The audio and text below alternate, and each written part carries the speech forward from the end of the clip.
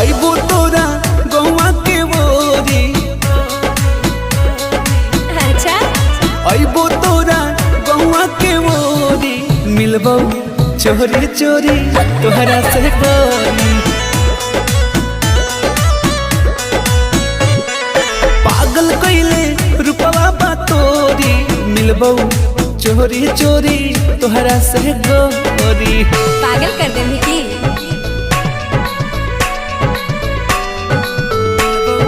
चोरी चोरी तोहरा से गोरी।